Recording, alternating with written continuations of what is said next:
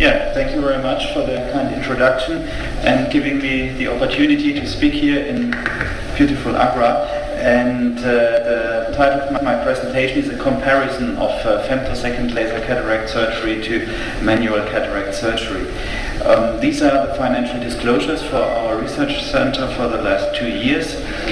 And as you know, femtosecond lasers have been in the field of ophthalmology for many years now, and there's the wide field of refractive surgery with several lasers in that part, and we have several lasers in the meantime that are used for the cataract part, and they are shown here on the left side.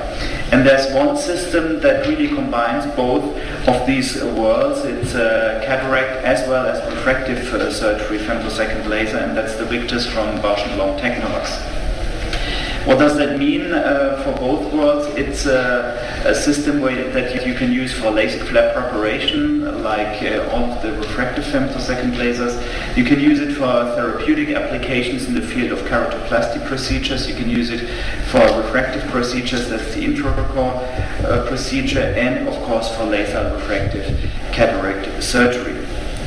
And just to show briefly, LASIK flap preparation is doable with this system. You have here with 160 kilohertz technology a LASIK flap cut. Typically you start in the periphery and then you have this movement with the laser beam towards the center, and the flap can really easily be opened and you can perform your LASIK procedure.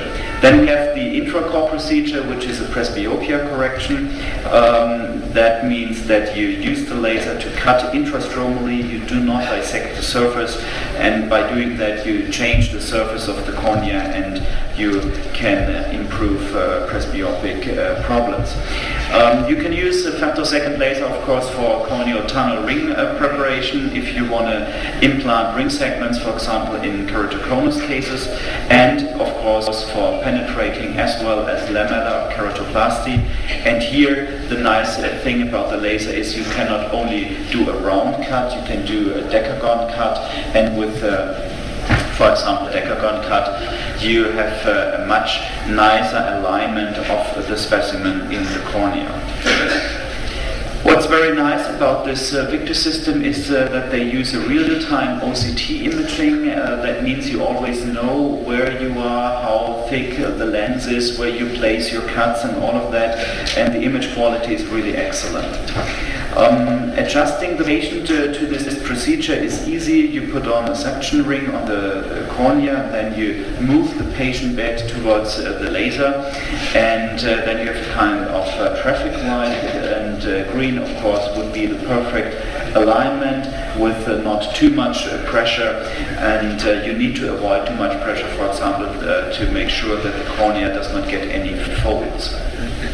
The laser during cataract surgery can be used for several parts: the capsulotomy, lens fragmentation, the incisions, as well as astigmatic corrections by doing some limbal relaxing incisions.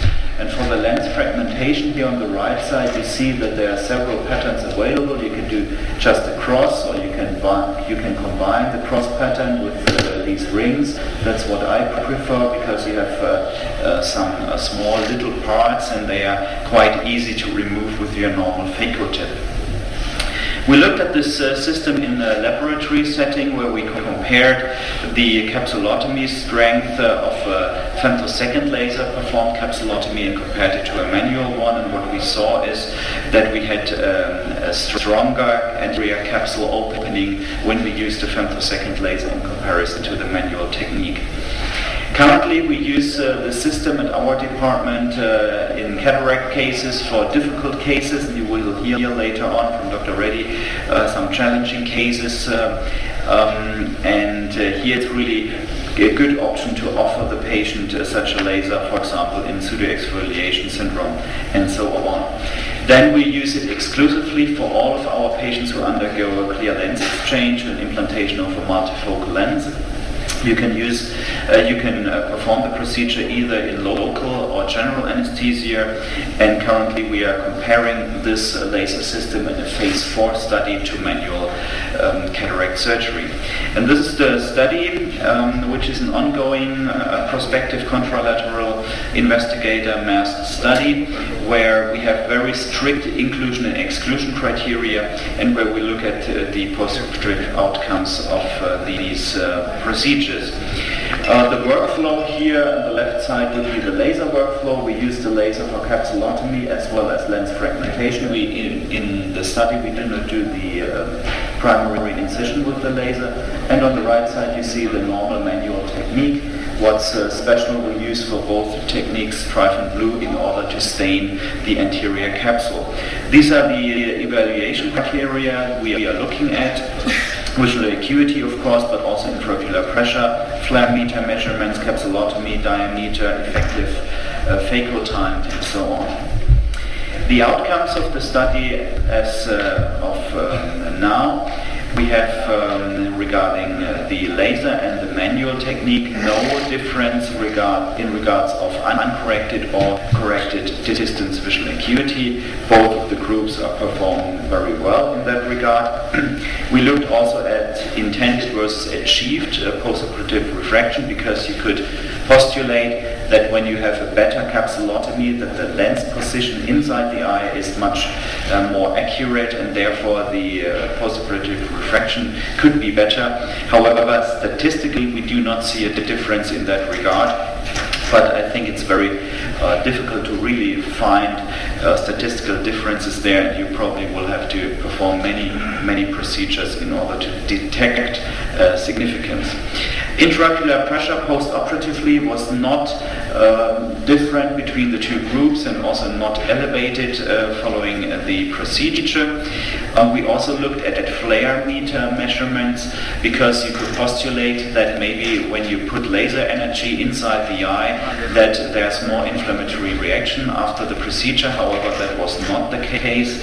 Flare meter measurements were similar either with the manual or the laser technique for 1 day as well as 1 week post-operatively.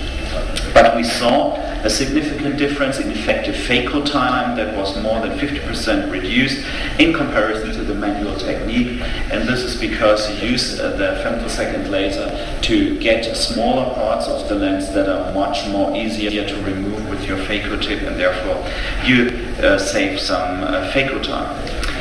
The diameter of the capsulotomy is shown here. We have an intended diameter of 5.0 millimeters, and with the laser system here on the left side we are exactly there, 5.029, and with the manual technique still a very good value, I would say 4.5, but more accurate with the laser for the diameter.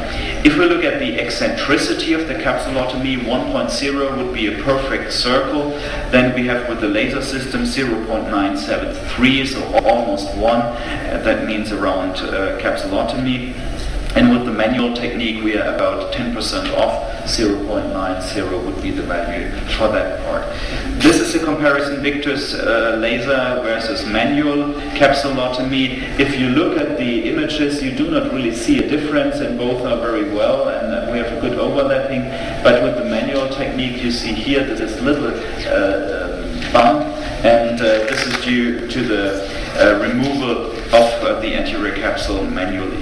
Endothelial cell loss was similar in both groups. We did not see a significant difference in that regard. However, I think it's quite difficult to really measure very accurately endothelial cell counts, and here we did not see a difference in the study so far.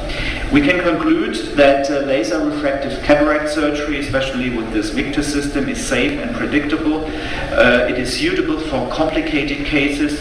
We have a precise and very well-centered capsulotomy, comparable good visual outcomes for manual as well as the laser technique. We found a significant difference in effective phaco time. So far, however, no significant difference in all of the other parameters like visual acuity, intraocular pressure, or endothelial cell loss.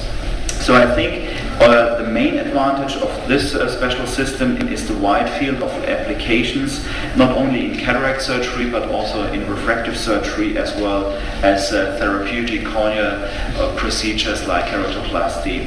And so you can use one femtosecond laser for many anterior segment techniques.